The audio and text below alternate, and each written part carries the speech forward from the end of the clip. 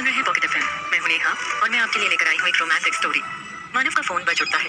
वो हैरान होकर यशिका की तरफ देखता है और यशिका के चेहरे पर एक रहस्यमयी मुस्कान तैर जाती है। अननोन नंबर से आ रहे इस कॉल को मानव रिसीव करते हुए कहता है, हेलो, हाँ मैं मानव बजाज ही बोल रहा हूँ, आप कौन? फोन की दूसरी तरफ से एक आदमी की गंभीर आवाज आती है और वो कहता है, मिस्टर बजाज, मैं यशिका वर्मा का वकील बोल रहा हूँ। ये सुनकर मानव की आंखें फट जाती हैं और वो चौंक कर यशिका की तरफ देखता है। फोन की दूसरी तरफ वो आदमी कहता है, मिस्टर मानव, मैंने आपको ये इन्फॉर्म करने के लिए कॉल किया है कि मेरी क्लाइंट मिस यशिका ने आप पर उनकी मजबूरियों का फायदा उठा मेंटली और फिजिकली टॉर्चर करने का केस किया है। ये सुनकर मानव के माथे पर पड़ी शिकन गहरा जाती है और वो आगे बिना कुछ सुने और जवाब दिए ही फोन रख देता है। उसे कुछ समझ में नहीं आता और वो यशिका को घूरता हुआ कहता है, ये क्या बदतमीजी है यशिका, क्या मतलब है इस कॉल का? यशिका मानव की आंखों में देखती हुई कहती है, अरे अरे मानव, तुम तो घबरा गए। मुझे ऐसे घूरने की जरूरत नहीं है, मैं केस करने वाली हूँ, अभी किया नहीं है। ये तो बस एक वार्निंग कॉल था। तुम्हें क्या लगा था लीगल एक्शन सिर्फ तुम जैसे बड़े लोग ही ले सकते हैं? सोचो क्या होगा अगर मैंने ये केस कर दिया। मामला सिर्फ तुम्हारी और शिखा की बदनामी पे नहीं रुकेगा, नाम तुम्हारे बिजनेस एम्पायर का भी खराब होगा, जैसे बजाज फैमिली ने इतने सालों की मेहनत से खड़ा किया है। तुम्हारे चेहरे की हवाइयां क्यों उड़ी हुई हैं? अब तुम मुझे शिखा के बराबर का स्टेटस नहीं दे सकते, लेकिन मैं तो उसे नीचे गिराकर अपने लेवल पे ला सकती हूँ। तो क्या तुम तैयार हो ये बदनामी झेलने के लिए? मानव का गुस्सा सातवें आसमान पर होता है और वो यशिका से गुस्से में कहता है, बस भी करो यशिका, और कितना नीचे गिरोगी? ये सब बस कुछ रुपयों के लिए?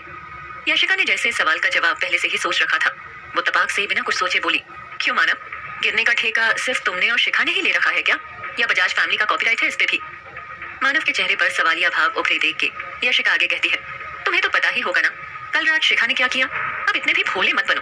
कल उसने कॉन्ट्रैक्ट कैंसिल कर मुझे घर से निकालने के बाद मेरे पापा को कॉल किया। हाँ तुमने सही सुना, उसने सरोगेसी के बारे में उन्हें सब बता दिया है।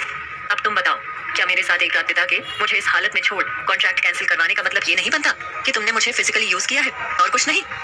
ऐसे में क्या मेरा तुम पर और शिखा पर केस करना गलत है? क्या शिखा ने पापा को कॉल करने से पहले एक बार भी सोचा? तुम जाकर शिखा से क्यों नहीं पूछते कि वो और कितना गिरने वाली है, मेरी और कितनी बेइज्जती करना बाकी है? यशिका की बात सुन मानव का दिमाग काम नहीं करता, लेकिन अपनी गलती समझ में आते ही मानव उसकी तरफ एक कदम बढ़ाते हुए कहता है, मुझे इस बात का कोई अंदाजा नहीं था कि शिखा ने ऐसा कुछ किया है, मैं उससे बात करूंगा। तभी यशिका की नजर दरवाजे की आड़ में खड़ी उनकी बातें सुन रही शिखा पर पड़ती है। मानव को नहीं पता था कि शिखा उनकी बातें सुन रही है और वो बेधड़क बोले जा रहा था, जहां तक बात है रुतबे और इज्जत की, तो मैं प्रॉमिस करता हूँ कि जब तक तुम इस घर में हो तुम्हें शिखा के बराबर का दर्जा दूंगा, बल्कि ये सब मिलकर तुम्हारा उससे भी ज्यादा ख्याल रखेंगे। यशिका प्लीज मुझे ये आखिरी मौका दे दो और कल रात जो भी हुआ उसे भूल जाओ। यशिका इस सवाल का कोई जवाब नहीं देती। मानव थोड़ी देर चुपचाप खड़े रहने के बाद कमरे से निकल जाता है, लेकिन शिखा को नहीं देख पाता।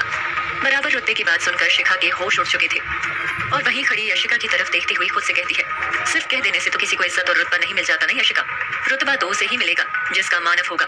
भले ही अब तुम खुद को इस आलीशान विला की मालकिन समझने लगो, लेकिन हो तो एक सरोगेट मदर ही ना, तुम बस देखती जाओ। ये कहते हुए उसके चेहरे पर एक रहस्यमयी मुस्कान आ जाती है और वो कुछ गुनगुनाती हुई अपने कमरे में चली जाती है। यशिका के कमरे से निकल मानव उस सीक्रेट कमरे में जाता है। मानव का गुस्सा अभी भी शांत नहीं हुआ था और वो सोचने लगा, वजह कुछ भी हो, लेकिन वो इस तरह मुझ पर मेंटल और फिजिकल टॉर्चर का केस करने के बारे में सोच भी कैसे सकती है? मानव इस बात को सोच ही रहा था कि उसकी नजर एक तस्वीर पर जाती है और वो उसे अपने सीने से लगा किसी पुरानी याद में खो जाता है। उसकी यादों में एक 14-15 साल की लड़की थी जिसका हाथ पकड़े 16-17 साल का मानव एक गार्डन में भाग रहा था। मानव जिस तरह से उस लड़की को देख रहा था, ऐसा लग रहा था मानव वो दोनों एक दोस्त से ज्यादा हों। मानव जब भी उदास होता था अपने उस पहले प्यार को याद कर अपना दिल बहला लिया करता था। वो उस लड़की को आज तक नहीं भूल पाया था। वो खुद से कहता है, वो कितने अच्छे दिन थे, हम दुनिया से अनजान एक दूसरे के साथ कितने खुश थे, लेकिन आज मैं इतना मजबूर हूँ कि मैं चाहकर भी कुछ नहीं कर सकता। ये कहते हुए मानव की आंखों से एक आंसू बह निकलता है और वो उन्हें रोकने की कोशिश करता हुआ साइड टेबल पर रखी रम की बोतल उठा पीने लगता है। वहीं दूसरी तरफ शिखा अपने कमरे में कोई धुन गुनगुनाती तैयार हो रही थी। उसकी ड्रेस काफी रिवीलिंग थी और उसके होठों पर रेड लिपस्टिक बहुत अट्रैक्टिव लग रही थी। शिखा खुद से कह रही थी, मैं भी देखती हूँ आज तुम खुद को मुझसे दूर कैसे रख पाते हो मानव, आज तो तुम्हें मेरा होना ही पड़ेगा। कि तभी मानव लड़खड़ाता हुआ उसके कमरे के सामने से गुजरता है। ये देख शिखा दरवाजे की तरफ भागती है और मानव की हालत देख खुद से कहती है, वाह मानव, तुमने तो मेरा काम और भी आसान कर दिया।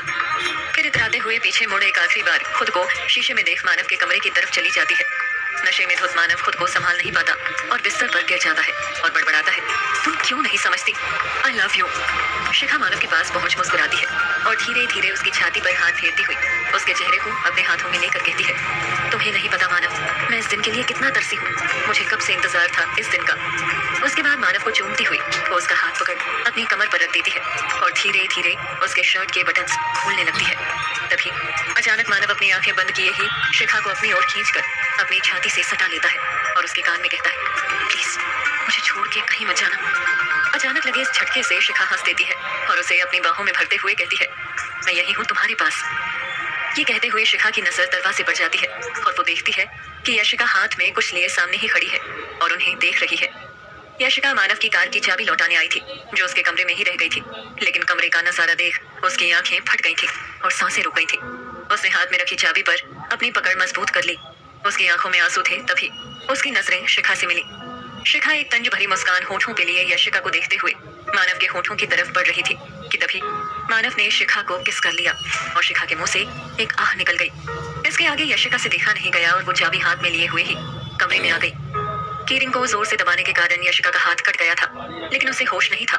उसने चाबी को एक तरफ फेंक दिया और खुद पर गुस्सा होती हुई बोली, ये क्या हो रहा है मुझे?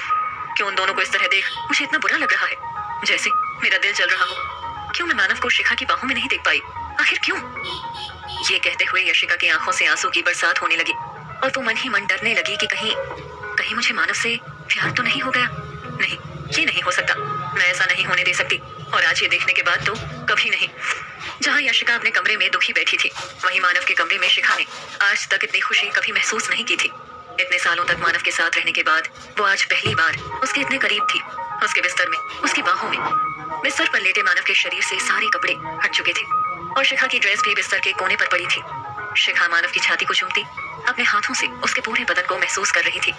वहीं मानव जैसे नशे में कुछ समझ नहीं पा रहा था। एक ही सरसराहट में अपने होठों से शिखा के कंधे से कमर तक का सफर तय कर लिया। जैसे ही मानव के होठ उसकी कमर तक पहुंचे, शिखा सिहर गई और मानव को कंधों से पकड़ अपनी तरफ खींच लिया। उनकी आवाज पूरे कमरे में गूंज रही थी।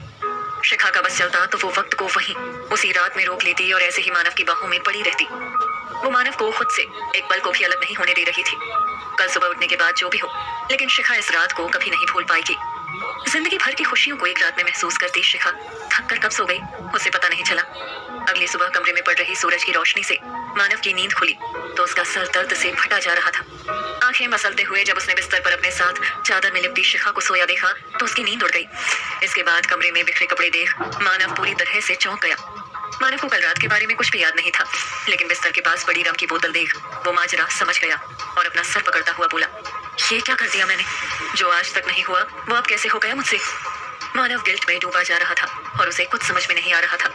मानव इस सोच में ही डूबा था कि उसके कानों में एक आवाज पड़ी। कोई औरत लिविंग रूम में खड़ी जोर जोर से उसका नाम पुकार रही थी, मानव, मानव, सुबह नहीं हुई अभी तेरी? यह आवाज सुन उसने अपना माथा पीटते हुए कहा, ओह नो, ये सब आज ही क्यों होना है? आवाज सुनकर शिखा की नींद भी खुल गई और उसने हड़बड़ाहट में उठते हुए मानव से पूछा, ये किसकी आवाज है? वो यहाँ आ गई क्या? लेकिन क्यों? क्यों किसी से भी मेरी खुशी देखी नहीं जाती? नीचे लिविंग रूम में एक 40 साल की औरत खड़ी थी। चमकीला पीला पटियाला सूट पहन, आंखों पर काला चश्मा डाली, वो खुद को बहुत स्टाइलिश दिखाने की कोशिश कर रही थी। हाथ में अपना पर्स घुमाती वो इधर उधर चलती हुई हर सामान को बहुत ध्यान से देख रही थी और एक मेड उनके पीछे पीछे घूम रही थी। बाकी सारे विला के नौकर अपना सर झुकाए लाइन से खड़े थे। तभी मानव और शिखा हड़बड़ाहट में अपने कपड़े ठीक करते हुए कमरे से बाहर आते हैं। शिखा मन ही मन बस यही प्रार्थना कर रही थी कि बस इस औरत का मूड ठीक हो और ये कोई बवाल न खड़ा करे। उसे इतनी हसीन रात की सुबह इतनी डरावनी नहीं चाहिए थी।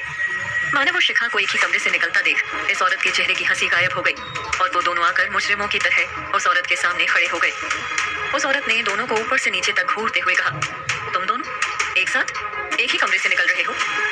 काफी कुछ बदल गया है, क्यों मानव? मानव और शिखा उस औरत की बात का कोई जवाब नहीं दे पाते। कौन है ये औरत जिसके सामने मानव और शिखा की भी बोलती बंद हो जाती है? और क्या बदलाव लाएगी कल की रात मानव, यशिका और शिखा की जिंदगी में? जानने के लिए सुनिए कहानी का अगला अंश सिर्फ पॉकेट एफएम ऐप पर।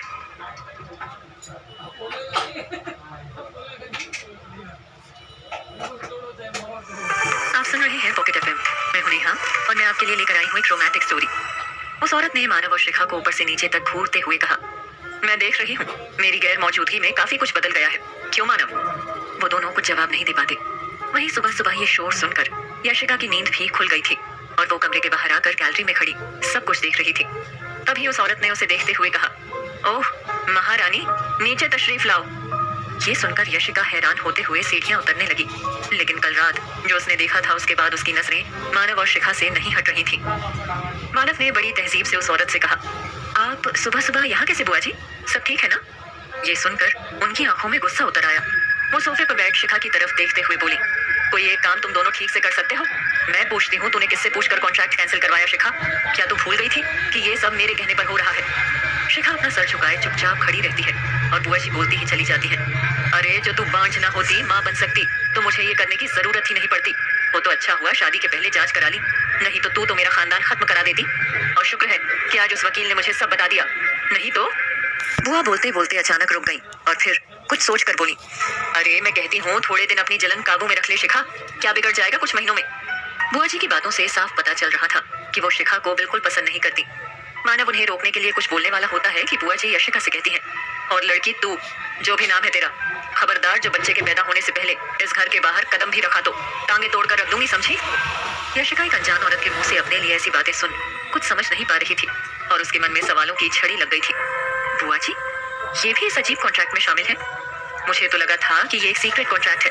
आखिर बिना शादी के बच्चे करने का माजरा क्या है? क्या पूरा बजाज परिवार ही इन सब में शामिल है? यशिका कंफ्यूज थी। उसके बाद बुआ जी मानव की खबर लेने के लिए मुड़ी, और मानव, जैसा कि पिताजी मतलब तेरे दादाजी ने कहा था, जैसे ही घर का वारिस इस दुनिया में आएगा तुम्हारी और शिखा की शादी करवा दी जाएगी। तो तेरे लिए यही अच्छा होगा कि तू शिखा और बिजनेस पर ध्यान दे। कल रात तू कहाँ घूम रहा था? तेरे दिमाग में क्या चल रहा है मुझे सब पता है, मुझे बेवकूफ समझने की गलती मत करना। कुछ वक्त के लिए लिविंग रूम में सन्नाटा छा जाता है और सब पकाए खड़े रहते हैं। तभी बुआ जी के फोन में एक मैसेज आता है और वो अचानक खड़ी हो जाती है और बिना कुछ कहे दरवाजे की तरफ बढ़ने लगती है और फिर मुड़कर कहती है, अगर एक बार और मुझे यहाँ आने की जरूरत पड़ी तो याद रखना मैं अकेली नहीं आऊंगी। ये कहते हुए बुआ जी घर से बाहर निकल जाती है और उनके जाने के बाद शिखा गुस्से में पैर पटकती हुई कमरे में चली गई। यशिका भी वहां से जाने के लिए मुड़ती है तो सोफे से टकरा जाती है। वो गिरने ही वाली होती है कि मानव उसे पकड़ लेता है और मुस्कुराता हुआ कहता है, बुआ जी की बातों का बुरा मत मानना यशिका, वो ऐसी ही है। ये सुनकर यशिका के सब्र का बांध टूट जाता है और वो अपना हाथ मानव से छुड़ाती हुई कहती है, तुम्हारे घर में सब ऐसे ही है मानव, सबको दूसरों की गलतियों और कमियों का मजाक उड़ाना अच्छा लगता है। तुम लोग एक पल में इज्जत देते हो और अगले ही पल उसे छीन लेते हो, ये तुम्हारे खून में है। ये सुनकर मानव कहता है, ये तुम क्या बके जा रही हो यशिका? मुझसे तुम इज्जत छीनने की बात कर रही हो, बल्कि कल रात तो मैंने खुद तुम्हें शिखा के बराबर इज्जत देने की बात कही। यशिका के चेहरे पर एक सरकास्टिक स्माइल आ जाती है और ताली बजाती हुई मानव से कहती है, वाह मानव वाह, क्या इज्जत दी है तुमने और क्या रुतबा दिया है।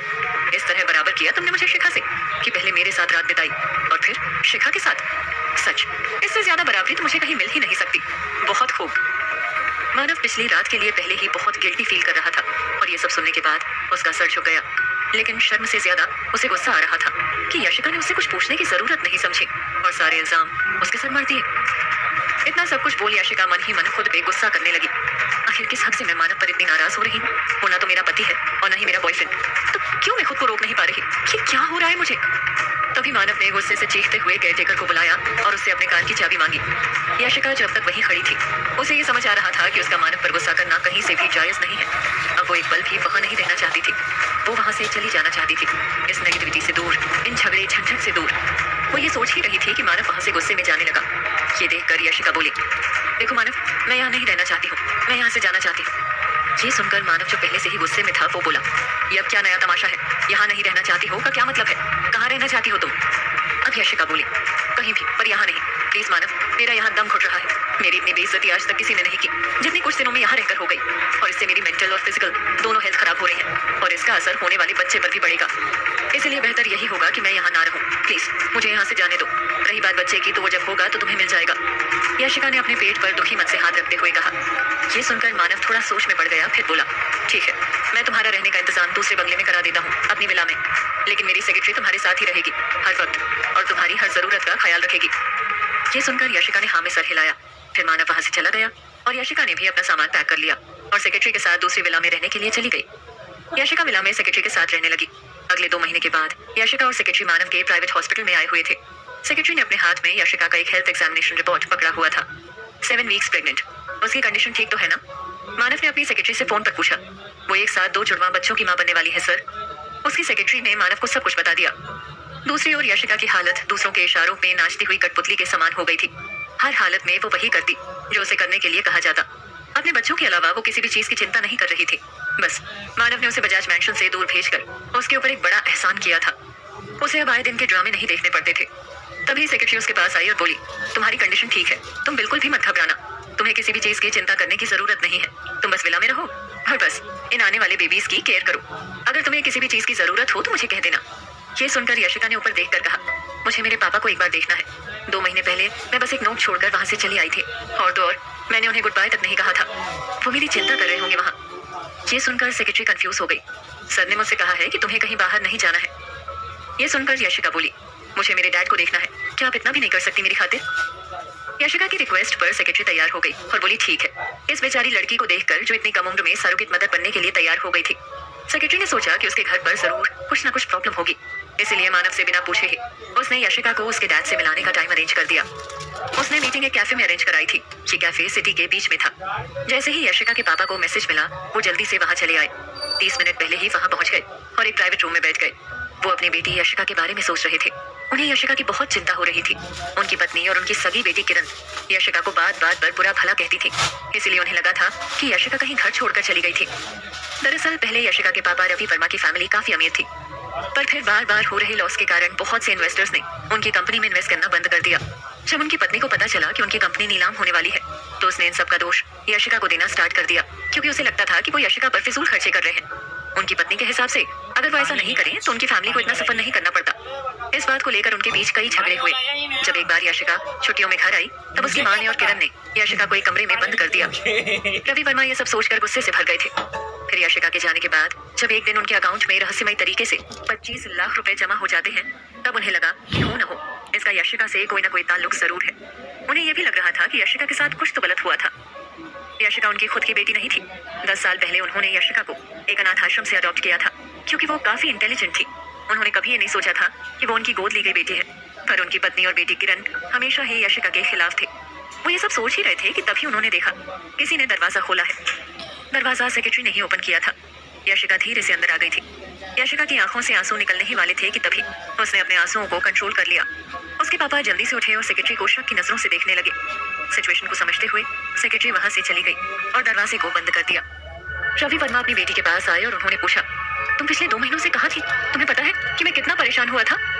अपने पापा को देखकर यशिका भावुक हो गई और बोली, मेरी चिंता मत करो, मैं एकदम ठीक हूँ। फिर वो बैठ गई और उसने पूछा, कंपनी में आजकल क्या चल रहा है? ये सुनकर रवि वर्मा ने पूछा, क्या तुमने वो पैसे डिपॉजिट करवाए हैं मेरे अकाउंट में? यशिका घबराने लगी। उसे समझ नहीं आ रहा था कि कैसे उन्हें वो इस बात का जवाब दे। वो थोड़ी देर के लिए घबरा गई। उसने बात बदलते हुए पूछा, मम्मी और किरण कैसे हैं? ये सुनकर रवि वर्मा बोले, वैसे ही हैं जैसा तुम छोड़कर गई थी। उनके मन में अभी तुम्हारे लिए कोई प्यार और इज्जत नहीं है। अब रवि वर्मा ने उसका हाथ पकड़ा और आगे कहा, मुझे सब सच सच बता दो, मुझसे झूठ मत कहो। इतने पैसे कहाँ से आए? मैं पहले ही बहुत परेशान हूँ। कहीं तुमने नासमझी में कुछ ऐसा वैसा तो नहीं कर दिया?